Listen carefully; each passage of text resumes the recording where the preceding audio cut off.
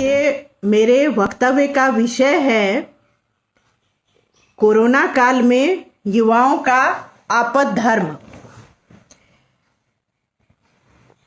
तो कोरोना काल से हम सभी 1 साल से प्रभावित हैं, परिचित हैं, संत्रस्त हैं। तो सबसे पहले मैं आपद धर्म पर प्रकाश डालना चाहती हूँ। आपद धर्म संस्कृत का शब्द है जो 2 शब्दों आपत और धर्म के योग से बना है। मैं समझती हूँ कि हमारे सभी श्रोता धर्म शब्द के प्रत्यय से परिचित हैं, लेकिन मैं यहाँ पर यह स्पष्ट करना चाहती हूँ कि धर्म का प्रत्यय, जो कि भारतीय विचारधारा की धुरी है, वह अंग्रेजी शब्द रिलीजन का ट्रांसलेशन नहीं है। धर्म के व्यापक अर्थ हैं, जिनमें से कुछ अर्थ हैं जैसे कि न्याय, कर्तव्यपरायणता, सहिष्णुता, सद्गुण इत्यादि। तो यह धर्म का ही प्रत्यय है जो व्यक्ति, समाज और समाज से पहले परिवार, परिवार के बाद समाज आता है और समाज के बाद राष्ट्र आता है, राष्ट्र के बाद विश्व आता है। तो धर्म का प्रत्यय ही इन सब के अनुरूप उन नियमों का इन सब के अनुरूप कहने का मतलब है कि किस प्रकार से इन सब का प्रॉपर फंक्शनिंग हो, उसके लिए नियमों का निर्धारण करता है। यानी कि धर्म का प्रत्यय रीत के प्रत्यय को एक प्रकार से कहा जाए कि संसार में रीत के प्रत्यय को धर्म के प्रत्यय के माध्यम से लागू किया जाता है। अब बहुत सारे श्रोता होंगे जो रीत के प्रत्यय से परिचित नहीं होंगे, तो मैं आगे उनका परिचय रीत के प्रत्यय से करवाऊंगी। अब जैसा हमने कहा कि धर्म का प्रत्यय जो है वह समाज को सर्व मंगल की ओर ले जाता है। इस क्रम में हमारे नीति निर्धारकों ने बहुत सारे कोड्स ऑफ कंडक्ट, या कहें कि कोड्स ऑफ धर्म कहें, केवल धर्म के अंदर केवल कंडक्ट, आचरण ही नहीं आता है, तो धर्म के बहुत सारी संहिताएं हमारी परंपरा में, हमारे लिटरेचर में, एंशिएंट लिटरेचर में हमको देखने को मिलता है। लेकिन हमारे ऋषि मुनि जो सही मायने में सीयर्स थे, दृष्टा थे, उनको यह अनुभूति हो गई थी कि कितनी भी संहिताएं हम बना लें, लेकिन यह आवश्यक नहीं है कि उसे हर स्थिति में लागू किया जा सके। मतलब एक तो पहली बात है कि धर्म का प्रत्यय जो है वह डायनामिक प्रत्यय है और देश और काल की परिस्थिति के अनुसार उसमें तो वैसे तो परिवर्तन होता ही रहता है, लेकिन हमारे दृष्टाओं का मानना था कि कुछ ऐसी अप्रत्याशित स्थितियां हो सकती हैं जिसमें कि जो स्थापित धार्मिक मूल्य हैं उनका पालन करना संभव ही नहीं होगा। तो उस स्थिति में क्या किया जा सकता है? और ऐसी स्थिति के लिए, जैसे कि अभी हम लोग जिस कोरोना काल से गुजर रहे हैं, तो यह एक अप्रत्याशित स्थिति थी जिसकी कल्पना ही हमारे पूर्वजों ने तो क्या, हम लोगों ने भी, हमारे जनरेशन के लोगों ने भी नहीं किया, और न ही 100 साल पहले जो पैंडेमिक उभरा था उसकी चर्चा हम लोगों ने अपने पिता से या पितामह से उसकी चर्चा भी नहीं सुनी। तो इसलिए हम लोगों के लिए यह बहुत ही अप्रत्याशित है। तो अब मैं कोरोना काल में आपद धर्म की चर्चा करने से पहले आपद धर्म पर जो प्रकाश डालना चाहती हूँ, उस क्रम में बताना चाहती हूँ कि आपद ऐसे तो भारतीय विचारधारा में माना गया है कि किसी भी स्थिति में धर्म का पालन करना चाहिए, लेकिन जैसा कि मैंने बताया कि हमारे दृष्टाओं ने कहा कि ऐसी स्थितियां हो सकती हैं जिसमें कि धर्म का पालन करना संभव नहीं हो, तो उस स्थिति के लिए धर्म को लचीला होना चाहिए, उस स्थिति में धर्म में लचीलापन आना चाहिए। और तब यदि धर्म का पालन नहीं भी हो तो उस परिस्थिति के अनुरूप व्यक्ति को कर्म करना चाहिए, उसके लिए अपनी बुद्धिमत्ता से सोच समझ करके रास्ता निकालना चाहिए। और ऐसा करना अनैतिक नहीं है, ऐसा करना परमिसिबल है। और आपद धर्म के संबंध में छांदोग्य उपनिषद में एक कथा आती है जिसमें एक व्यक्ति का विवरण दिया गया है, शायद उसका नाम उशस्ती है, कि उसके गांव में अकाल आ गया था और वह भूख से तड़प कर भोजन की खोज में भटक रहा था। ऐसी स्थिति में उसे एक जगह पर एक व्यक्ति पेड़ के नीचे दिखा जो कि पत्ते से कुछ चाट करके खा रहा था। तो उशस्ती ने उस व्यक्ति से पूछा कि तुम क्या खा रहे हो?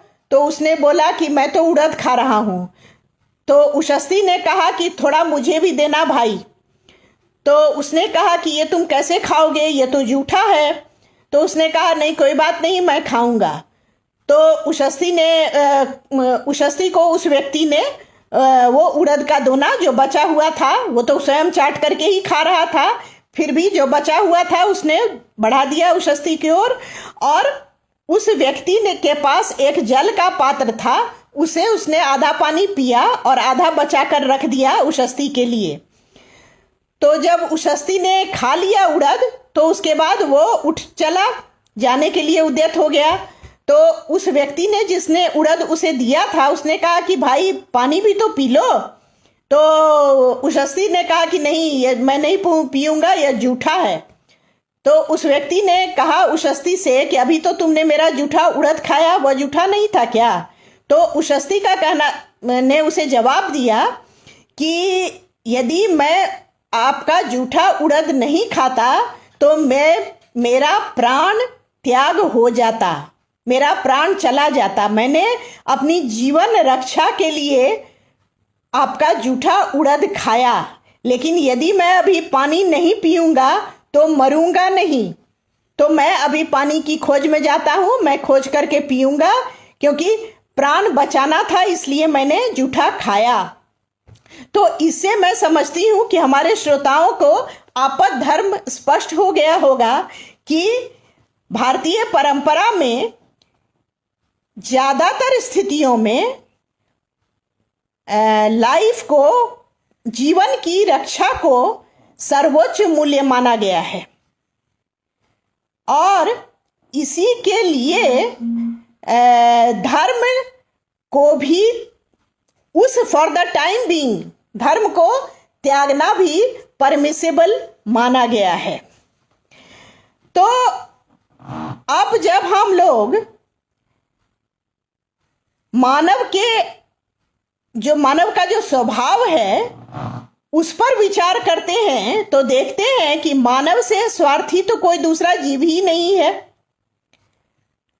और मानव को अपना लक्ष्य, चाहे वह इमीडिएट लक्ष्य हो या डिस्टेंट लक्ष्य हो, उसे लगता है कि वह लक्ष्य उसे जरूर मिलना चाहिए। जो वह चाहता है, जो उसका गोल है, वह उसे हासिल हो। और उसमें किसी भी प्रकार का व्यवधान यदि होता है तो वह बहुत ज़्यादा डिस्टर्ब्ड हो जाता है, संत्रस्त हो जाता है। अभी कोरोना काल में हम देख रहे हैं कि किस प्रकार से कोरोना ने हमारे जीवन में एक तरह से कहा जाए तो भूचाल मचा करके रख दिया है। जो हम सोच नहीं सकते थे वैसा हमारा जीवन हो गया है। ऐसी स्थिति में क्या होता है कि व्यक्ति चाहे तो जो विपत्ति है उसमें पॉजिटिवली रिएक्ट करता है या निगेटिवली रिएक्ट करता है। अब यदि निगेटिवली रिएक्ट करता है तो आप जानते हैं कि निगेटिविटी का परिणाम क्या होता है। निगेटिविटी से व्यक्ति का तो स्वयं का हनन होता ही है और उससे आसपास के वातावरण में, उसके आसपास जो सराउंडिंग है उसमें भी निगेटिविटी व्याप्त हो जाती है। व्यक्ति का स्वास्थ्य प्रभावित होता है और साथ साथ आसपास का वातावरण भी जो होता है वह भी दूषित होते रहता है। और वहीं यदि किसी मुद्दे पर पॉजिटिवली विचार किया जाए तो एक शक्ति आती है, एक ऊर्जा आती है और समस्या का समाधान भी हो चलता है। तो अभी कोरोना काल में जिस त्रासदी से हम गुजर रहे हैं उससे कैसे निपटा जाए और उससे निपटने में मानव मात्र की भूमिका तो होगी ही। मानव में जो एज होता है, जो उम्र होती है, युवावस्था की जो उम्र होती है वह ऊर्जा से भरपूर होती है। समाज का जो युवा वर्ग होता है वही समाज के भविष्य का निर्धारण करता है। तो युवा वर्ग ही ऐसा है जो समाज को उत्कर्ष की ओर ले जाने की क्षमता रखता है अथवा अपकर्ष की ओर ले जाने की क्षमता रखता है। तो अभी कोरोना काल में जो एक साल से जिस त्रासदी से हम गुजर रहे हैं उसमें हमें यह ध्यान देना होगा कि युवाओं को ऐसा कौन सा काम करना चाहिए जिससे कि हमारा समाज, राष्ट्र और मानवता उत्कर्ष की ओर अग्रसर हो, विनाश की ओर नहीं। यानी कि पॉजिटिवली रिएक्ट करे हमारा युवा वर्ग।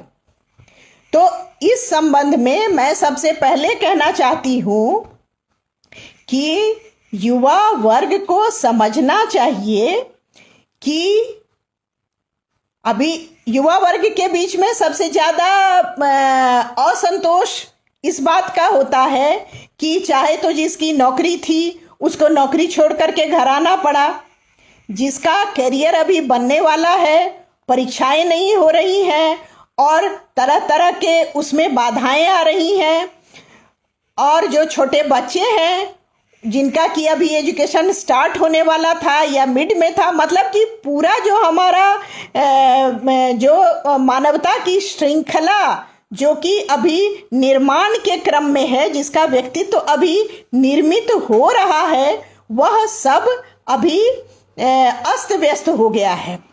तो इस क्रम में मैं ये कहना चाहती हूँ कि युवा वर्ग को सबसे पहले यह समझना चाहिए कि मानव का स्वास्थ्य जो है वह कॉस्मिक बैलेंस पर निर्भर करता है। अब ये कॉस्मिक बैलेंस को हिंदी में अगर हम ट्रांसलेट करें तो उसको कहेंगे कि ब्रह्मांडीय संतुलन। ब्रह्मांडीय संतुलन का क्या मतलब हुआ? कॉस्मिक बैलेंस का कहने का मतलब है कि आज का चिकित्सा विज्ञान भी मानता है कि मानव के स्वास्थ्य को ऐसे बिल्कुल अलग करके, मतलब कि एक्सक्लूसिव तरीके से नहीं देखना चाहिए, बल्कि इंक्लूसिव तरीके से, मतलब कि पूरे वातावरण और प्रकृति, वातावरण में तो प्रकृति आता ही है, मतलब उसके सराउंडिंग के परिप्रेक्ष्य में देखना चाहिए मानव के स्वास्थ्य को। तो अब ये सराउंडिंग के परिप्रेक्ष्य में देखना चाहिए। तो ऐसे तो लगता है कि हर व्यक्ति एक अलग अलग इकाई है, लेकिन वास्तव में ऐसा है कि हर इकाई, हर व्यक्ति, हर जीव, हर जंतु एक दूसरे के साथ इंटरकनेक्टेड है। क्योंकि मानव, जैसे कि आजकल हम देख रहे हैं कि पर्यावरण का संतुलन बिगड़ रहा है, या हम देख रहे हैं कि वातावरण का प्रदूषण हो रहा है, जिससे कोरोना आने से पहले ही हम देख रहे थे कि बहुत सारी बीमारियां पैदा हो रही थी वातावरण के प्रदूषण से। और वातावरण को प्रदूषित कौन करता है? ना तो पेड़ पौधे प्रदूषित करते हैं, ना नदी पहाड़ प्रदूषित करता है, ना पशु पक्षी प्रदूषित करते हैं। प्रदूषक कौन है? प्रदूषक तो मानव है। यानी कि वातावरण का संवर्धन, संरक्षण तो मानव के द्वारा ही होगा। और अभी कोरोना काल में हम देख रहे हैं कि जिस प्रकार से कोरोना ने धर्म, जाति, राष्ट्र, लिंग, किसी का भी भेदभाव नहीं किया, किसी को भी छोड़ा नहीं। तो इसका क्या मतलब है? इसका मतलब है कि सभी एक ऐसी श्रृंखला में आबद्ध हैं। There is a togetherness, inclusiveness in all beings of this world. मतलब कि सभी एक दूसरे से कनेक्टेड हैं। इस कनेक्शन को समझना, ये हम लोग समझ नहीं पाते हैं। ये उस तरह की बात हो गई कि जैसे कि हम कोई मान लीजिए कि नृत्य देखने गए हैं, नृत्य के बारे में कुछ खास जानकारी नहीं है, लेकिन कहा जाता है, हमारे जो जानकार मित्र हैं वो कहते हैं कि बड़ा अच्छा था, बड़ा अच्छा उसका रिदम था। तो हमारी समझ में वो नहीं रिदम आता है, लेकिन वास्तव में उसमें रिदम था। उसी तरह से प्रकृति में एक रिदम है, और उस रिदम में हर इकाई, हर जीव जंतु, हर मनुष्य, एक एक व्यक्ति उस रिदम को मेंटेन करने में सहायक होता है।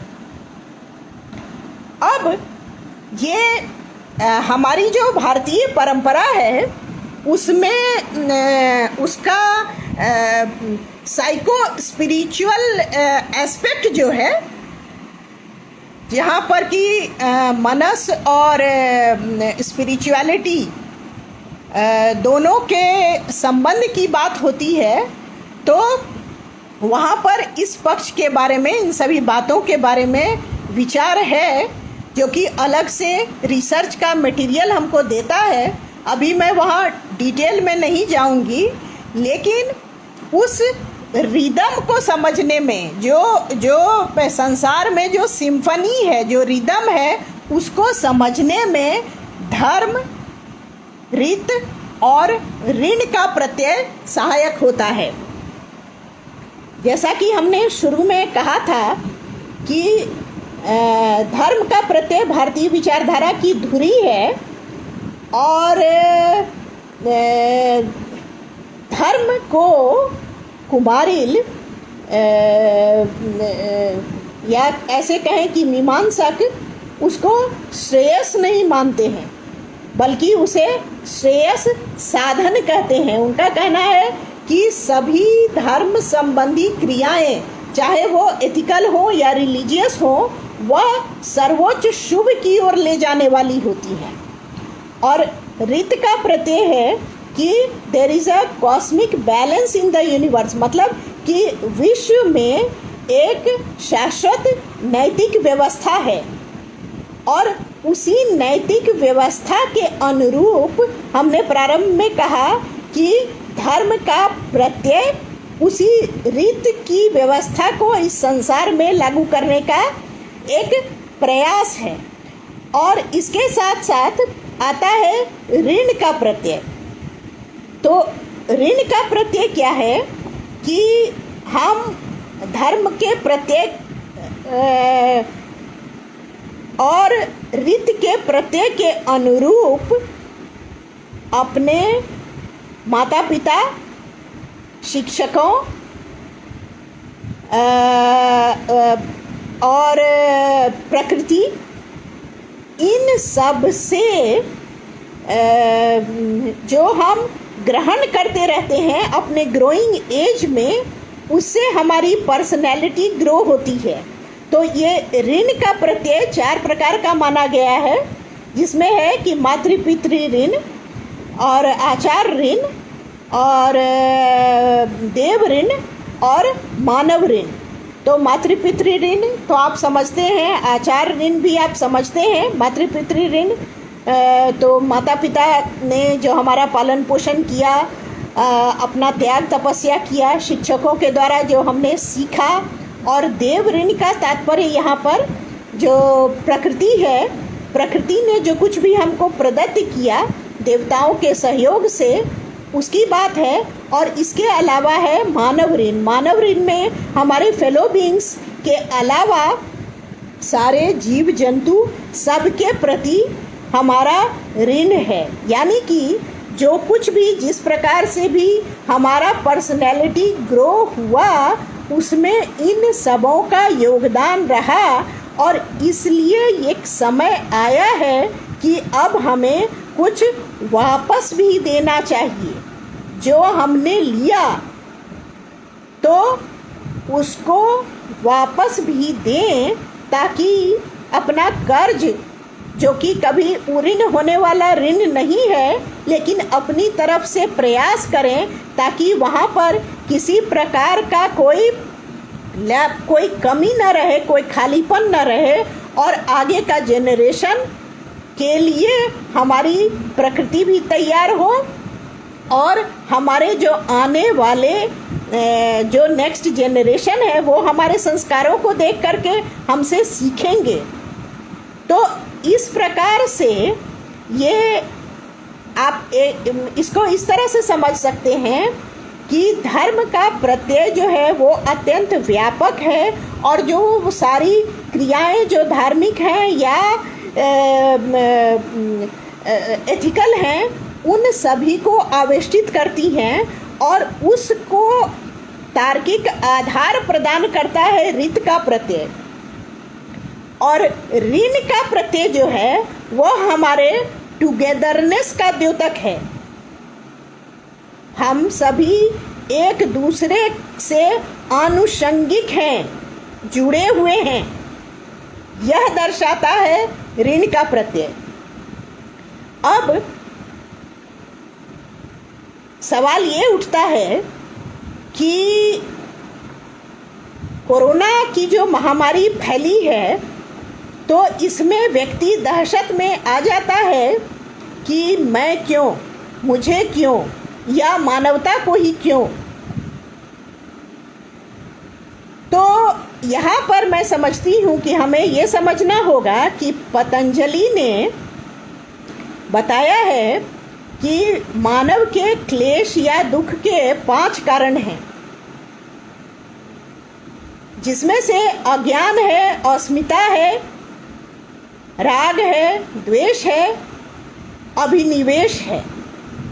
तो मानव इन 5 प्रकार के दुखों से आक्रांत होता है, सभी मानव। लेकिन उसका रिएक्शन जो होता है उस दुख को देख करके या उस दुख से सामना होने पर, वो डिपेंड करता है उसके कॉन्स्टिट्यूशन पर कि वो किस प्रकार से रिएक्ट करता है उसी दुख से। अब जैसा कि हमने शुरू में कहा कि चाहे तो पॉजिटिवली रिएक्ट करेंगे या निगेटिवली रिएक्ट करेंगे। आप जानते हैं कि निगेटिव रिएक्शन जो है, उसमें जब कोरोना के उदाहरण में हम लोग बात कर रहे हैं, तो निगेटिव रिएक्शन का एक एस्पेक्ट ये होता है कि कोरोना के लक्षण उभर रहे हैं और व्यक्ति उसको नकारता है, स्वयं में नकारता है और वो नॉर्मल लाइफ जीने की कोशिश करता है। उसे शक है कि उसे कोरोना से वो ग्रस्त हो रहा है और उसको नकारने के क्रम में वह समाज में संक्रमण को फैलाता है। ये हुआ निगेटिव रिएक्शन। दूसरी बात यह है कि कोरोना का भय इतना व्यापक है, दूसरा एस्पेक्ट मैं बता रही हूँ कि उसमें होता है कि अच्छा वो बीमार हो गया, उसे इतने दिन का क्वारंटाइन कर दिया गया, तो यदि मुझे हो जाएगा कोरोना तो मुझे भी क्वारंटाइन किया जाएगा, मैं अलग कैसे रहूँगा या रहूँगी। और इसकी चिंता में जो निगेटिविटी है उसमें व्यक्ति का स्वास्थ्य इस प्रकार से प्रभावित होता है कि जो बीमारी उसे नहीं है वह बीमारी भी लग जाती है।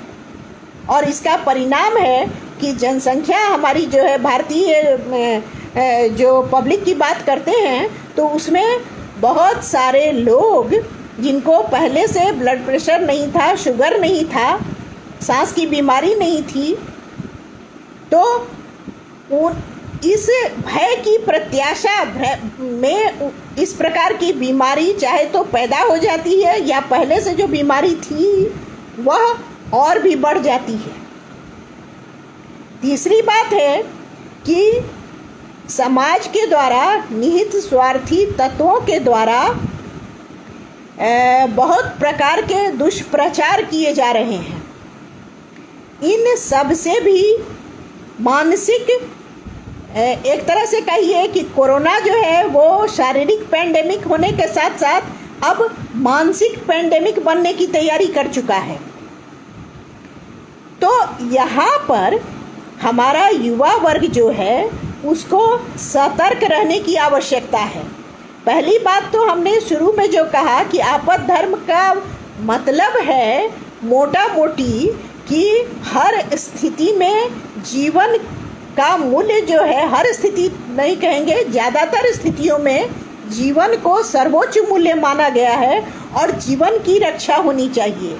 तो हमारे युवा वर्ग को चाहिए कि इन निगेटिविटी में न पड़ करके, क्योंकि युवा शरीर से ही युवा नहीं होता है, मन से भी युवा होता है, उसके मन में भी अपार शक्ति होती है। तो उसके अपने मन को मजबूत करके उसे यह अभी जो स्थिति आई है कोरोना की, कोविड-19 की, तो उस पर विचार करना चाहिए ठंडे मन से और ये देखना चाहिए कि किस प्रकार का प्रोटोकॉल का निर्धारण सरकार कर रही है। अच्छा, सरकार तो प्रोटोकॉल का निर्धारण कर रही है, लेकिन उसके अलावा सबसे बड़ी बात है कि सरकार पर ही हमको निर्भर नहीं करना है, हमको सेल्फ इम्पोज्ड डिसिप्लिन्ड लाइफ जीना चाहिए। कोरोना काल हो या जब हम कोरोना से उबर जाएं जल्द ही निकट भविष्य में, तब भी सबसे बड़ी बात है जीवन में अनुशासन। अनुशासन, शारीरिक अनुशासन भी और मानसिक अनुशासन भी। और इस अनुशासन में योग बहुत अधिक सहायता प्रदान करता है। और योग का ऐसा परचम हमारे यशस्वी प्रधानमंत्री जी के नेतृत्व में फहराया गया है कि उसका लोहा संपूर्ण विश्व ने स्वीकार किया है। तो हम क्यों नहीं, जो हमारी योग की भूमि, जिस भूमि से योग की परंपरा निःसृत हुई है और संपूर्ण संसार उसका लोहा मान रहा है, तो हम क्यों नहीं उस यौगिक जीवन पद्धति को अपनाएं। तो यौगिक जीवन पद्धति को अपनाने वाला व्यक्ति स्वयं ही सेल्फ डिसिप्लिन्ड हो जाता है। तो सबसे पहली बात है कि हमारा स्वस्थ रहना एज अ ह्यूमन बीइंग, हमको सबसे पहले एक युवक को, युवा वर्ग को ये ध्यान देना है कि हमारा स्वास्थ्य, सबसे पहले अपने स्वास्थ्य की ओर ध्यान देना है। स्वयं के स्वास्थ्य के साथ साथ जो अपना परिवार है उसको इस बारे में शिक्षित करना चाहिए। हमारा आस पड़ोस है, हर युवक का कर्तव्य है कि इस महामारी या महामारी उतनी भयावह नहीं है जितनी भयावहता हमारे यहाँ हम लोगों के अज्ञान के चलते, हम लोगों के अज्ञान मतलब कि आम पब्लिक के अज्ञान कहा जाए या उसको इर्रेस्पॉन्सिबिलिटी कहा जाए, उसके चलते यह बीमारी भयावहता धारण कर लेती है। तो कोरोना का जो सेल्फ इम्पोज डिसिप्लिन है उसका पालन करते हुए सरकार के द्वारा जो प्रोटोकॉल निर्धारित किया जा रहा है उस पर ध्यान देते हुए समाज को प्रशिक्षित करते हुए युवा वर्ग को यह समझना चाहिए कि जो अभी विपरीत परिस्थिति है उसमें आपद धर्म उनका सबसे पहले ये है कि स्वयं वो स्वस्थ रहें। स्वयं का स्वास्थ्य के साथ साथ जो फेलो बीइंग्स हैं, जैसा कि हमने कहा कि each and every being is interconnected, सभी जीव जंतु इस संसार के इंटरकनेक्टेड है। इंटरकनेक्टेड का मतलब है कि सब में एक ही आत्मा का वास है। तो इसके चलते युवा मन में एक सहज करुणा का भाव उठना चाहिए। जब हम पॉजिटिवली रिएक्ट करेंगे, जब हम देखेंगे कि हमारा समाज किस दुर्दशा से गुजर रहा है और उससे हमें निकलना है, तो निश्चित तौर पर हमारे मन में जो व्यक्ति अभी दुख और त्रासदी से गुजर रहा है उसके लिए करुणा का भाव उमड़ेगा। हम चाहेंगे कि वह जल्द से जल्द उस दुख से उसका निदान हो और यह करुणा का भाव मानव मन को परिष्कृत कर देता है और तब मानव मन का अलाइनमेंट परमात्मा की इच्छा से होता है। ये मैं इसलिए कह रही हूँ कि मानव मन का अलाइनमेंट परमात्मा की इच्छा से होता है, क्योंकि तब जब करुणा का भाव उठता है, जब हम सर्व सुख की ओर सर्व सुख की दिशा में कदम बढ़ाना चाहते हैं, तभी सर्वोच्च शुभ की सिद्धि होती है और सर्वोच्च शुभ की सिद्धि ही परमात्मा की इच्छा है। इसलिए अभी कोरोना काल में युवाओं का आपद धर्म मैं समझती हूँ कि यह करुणा का भाव है स्वयं के मन में और अन्य के मन में। इसे जागृत करना है, तभी हमारा समाज, हमारी मानवता की रक्षा होगी और हमारा समाज रित के मार्ग पर चल सकेगा। क्योंकि हम जानते हैं कि रित के मार्ग से यदि च्युत हो गए, नैतिकता का ह्रास यदि समाज में हो गया, तो उस समाज का सर्वनाश बहुत ही जल्द होने वाला है। तो मैं जानती हूँ कि हमारा युवा वर्ग इतना ज़्यादा कॉन्शियस है, युवा वर्ग जो कि मैच्योर ब्रेन एंड माइंड वाला वर्ग है, उसको इस बात की चेतना है कि हमारा देश और मानवता की रक्षा हो और इसमें उनका सतत योगदान हो। और इस योगदान को करुणा की भावना से यदि प्रेरित किया जाए तो निश्चित ही यह आपद धर्म ही नहीं है। तब करुणा, जब हम नॉर्मल परिस्थिति में हो जाएंगे, जब हम कोरोना से पहले वाली जीवन भी जीने लगेंगे, तो उस स्थिति में भी करुणा हमारा एक धर्म के रूप में स्थापित हो जाएगा और तब हमारा समाज बहुत ही मजबूत रूप में उभरेगा, जिसमें कि हर व्यक्ति दूसरे के सुख दुख का ध्यान रखने के साथ साथ स्वयं का भी ध्यान रखेगा।